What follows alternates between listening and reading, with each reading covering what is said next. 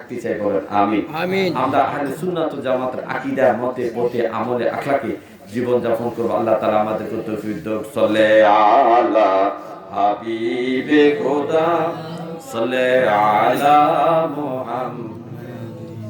মানব দেশে ফুটলো রে ফুল নজির বিহীন ফুলের আসি দেশে দেশে ঘুরি দিনহীন। সলে আলা হাবিবে খোদা সলে আলা মুহাম্মদ। হে আমার ভাইও, আল্লাহ তাআলা বলতেছেন ওয়া মিন আয়াতিহি, এটাও আমার একটা নিদর্শন।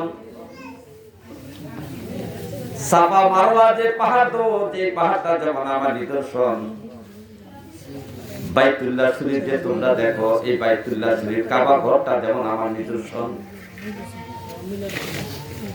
আসমান যেমন আমার নিদর্শন, জমিন তেমন আমার নিদর্শন।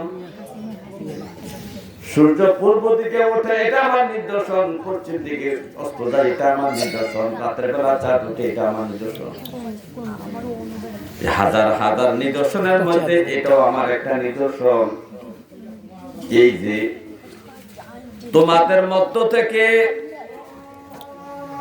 তোমাদের জন্য, তোমাদের সুখ শান্তির জন্য, আরামের জন্য, তোমাদের সেবার জন্য, তোমাদের খেদমতের জন্য তোমাদের স্ত্রীদেরকে আমি সৃষ্টি করেছি। কি সৃষ্টি করছে? আমাদের স্ত্রীদেরকে আমাদের মধ্য থেকে সৃষ্টি করা হয়েছে। ধন্যবাদ। হে আমার ভাইও, রাব্বে কারীম বলতেছেন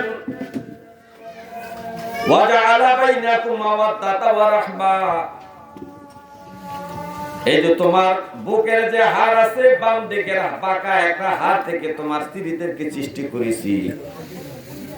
তোমার বাড়ি বিজয়পুর, তোমার স্ত্রীর বাড়ি হলো নোয়াখালী। তুমি বিজয়পুরের সন্তান, তোমার স্ত্রী হলো নোয়াখালীর মেয়ে।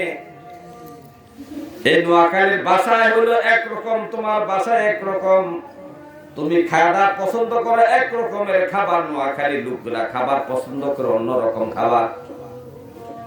কুমিল্লা রান্নার মতো নোয়াখালীর মানুষের রান্না। এই দুই জায়গার দুইটা ছেলে মেয়ের মধ্যে এই যে আমি তাদেরকে স্বামী স্ত্রী হিসাবে বানাইছি। পুরুষের বুকের হাড়, বাঁকা হাড় থেকে আমি যে তাকে বানাইলাম, বানাইয়া দুই জায়গায় তাদেরকে বসবাস করলাম। উপযুক্ত হওয়ার পরে স্বামী স্ত্রীর বন্ধন বানাইয়া আমি তাদেরকে এক ঘরে করে দিলাম।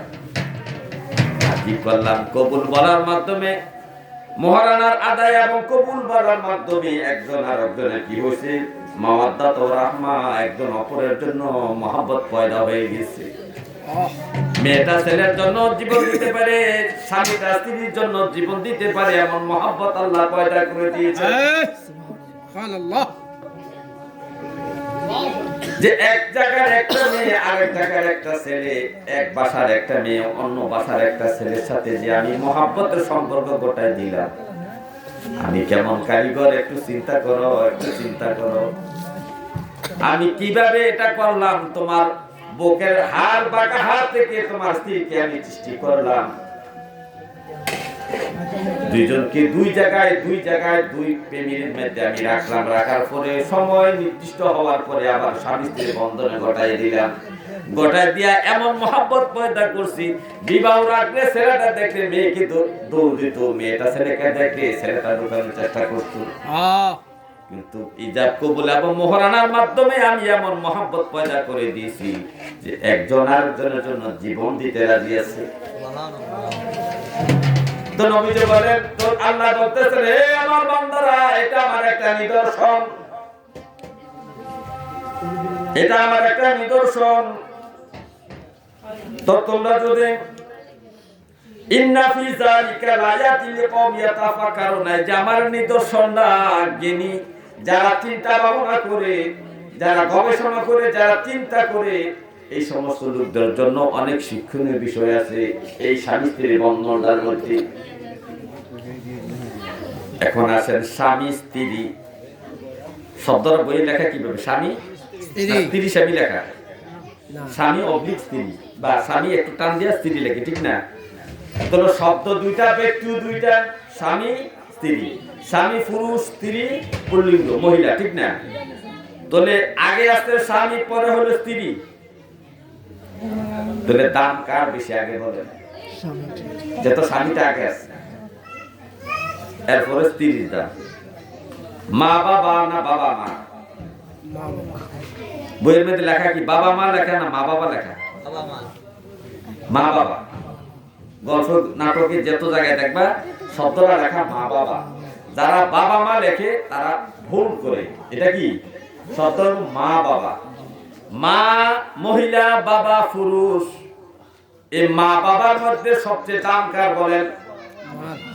যত মা শব্দটা আগে আছে। আল্লাহ বলে, নবীজি বলেছেন মায়ের দামটাই আগে বেশি। স্বামী স্ত্রী, স্বামীর শব্দটা আগে আসছে, এই কারণে স্বামীর দাম একটু বেশি, এই জন্য স্বামীর দামটা আগে আসছে।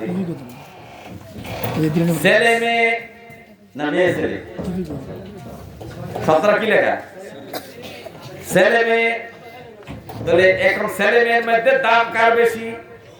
ছেলের দাম। যেমন মেয়ে যদি সাক্ষী দেয় কোনো ঘটনার, দুইটা মহিলা একটা পুরুষের সমান সাক্ষী হয়। দুইটা মহিলা একটা ঘটনার সাক্ষী দিলে যতটুকু দাম হবে, একটা পুরুষে একটা ছেলে সাক্ষী দিলে তত সমান হয়ে যাবে। তাহলে দুইটা মহিলার সাক্ষী একটা পুরুষের সাক্ষী সমান, তাহলে দাম বেশি কার? ছেলের না মেয়ের? ছেলের। হে আমার ভাইও, তো শব্দ পাশাপাশি লেখার মধ্যে যে শব্দটা আগে আছে, এটা কোরআন হাদিসের মতে আগে আছে, এটা দাম বেশি বিদায় এটা আগে আছে। তো স্বামী স্ত্রীর মধ্যে স্বামীর দাম বেশি বিদায় স্বামী শব্দটা আগে আছে। স্ত্রীর হক, স্ত্রীর দাম আছে, তবে পুরুষের একটু কম, স্বামীর একটু কম বিদায় শব্দটা লাস্টে আছে স্ত্রী। হে আমার ভাই, ও স্বামী স্ত্রী দুইজনের হক আছে। স্বামীরও হক আছে, স্ত্রীরও হক আছে। স্বামীর অধিকার আছে, স্ত্রীর অধিকার আছে, তবে সবার আগে কার অধিকার?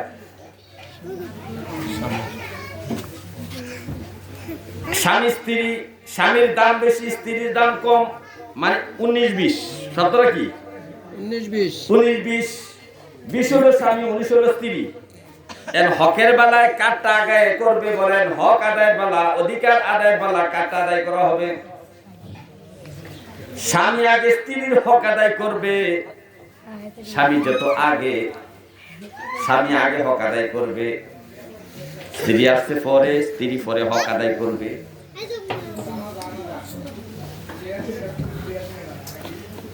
হে আমার ভাইও, আগে স্বামী হক আদায় করতে হবে স্ত্রীর। স্বামীকে হক আদায় করবে আগে স্ত্রীর। স্ত্রীর হক আদায় করলে স্ত্রী স্বামীর হক আদায় করতে বাধ্য থাকিবে।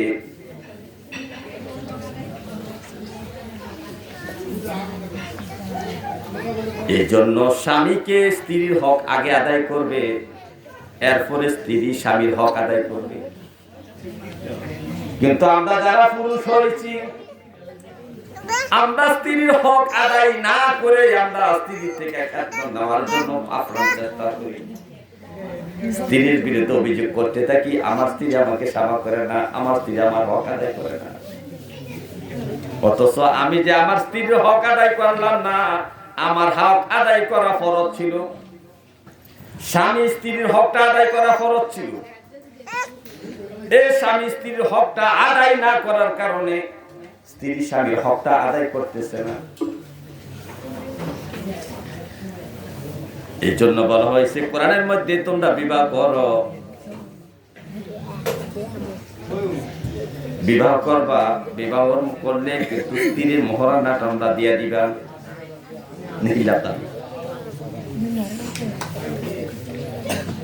স্ত্রীর মোহরানা আগে দিয়ে দিতে হবে।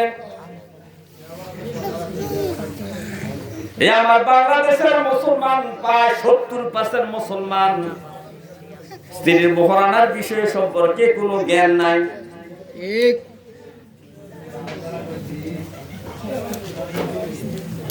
আল্লাহ তাআলা বললেন, হে আমার বান্দারা, তোমরা যখন কোন মহিলাকে বিবাহ করবা, কোন মেয়েকে বিবাহ করবা,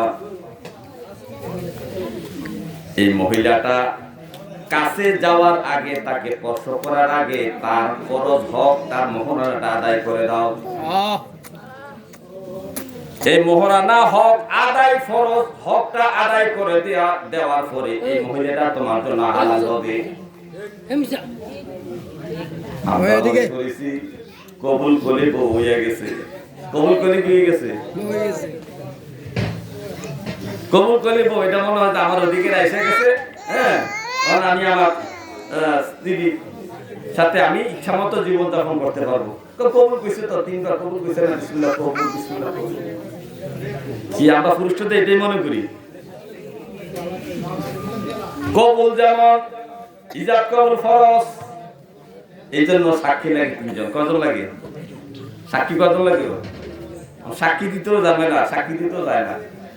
সাক্ষীর বেলা দেখা গেছে মায়ের গুলো সাক্ষী, সব পুরার বেলা সাক্ষী, বলা তারা কেউ নেই।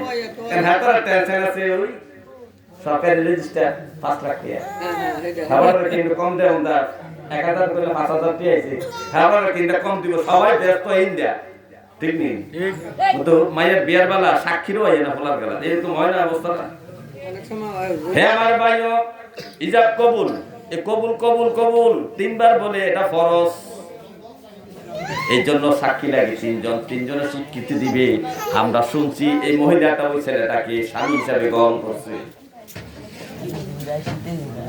এটা হলো একটা ফরজ, কিন্তু আরেকটা ফরজ হলো মোহরানা।